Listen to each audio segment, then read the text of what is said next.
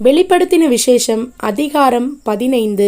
பின்பு வானத்திலே பெரிதும் ஆச்சரியமுமான வேறொரு அடையாளமாகிய கடைசியான 7 வாதைகளையுடைய 7 தூதரை கண்டேன். அவைகளால் தேவனுடைய கோபம் முடிகிறது.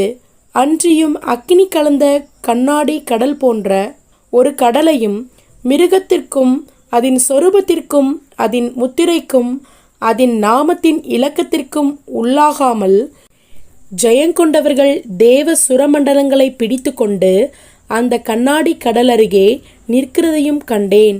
அவர்கள் தேவனுடைய ஊழியக்காரனாகிய மோசேயின் பாட்டையும் ஆட்டுக்குட்டியானவருடைய பாட்டையும் பாடி, சர்வ வல்லமையுள்ள தேவனாகிய கர்த்தாவே, தேவரீருடைய கிரியைகள் மகத்துவமும் ஆச்சரியமுமானவைகள்.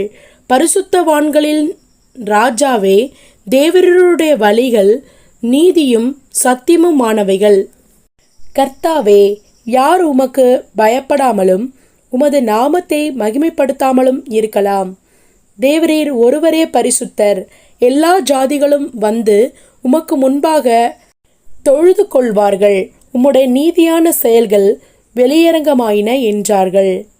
இவைகளுக்கு பின்பு நான் பார்த்தபோது, இதோ பரலோகத்திலே சாட்சியின் கூடாரமாகிய ஆலயம் திறக்கப்பட்டது.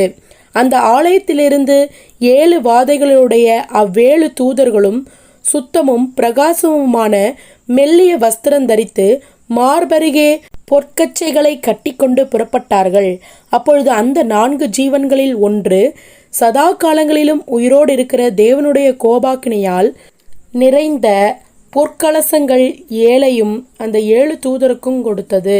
அப்பொழுது தேவனுடைய மகிமையினாலும் அவருடைய வல்லமையினாலும் உண்டான புகையினாலே தேவாலயம் நிறைந்தது.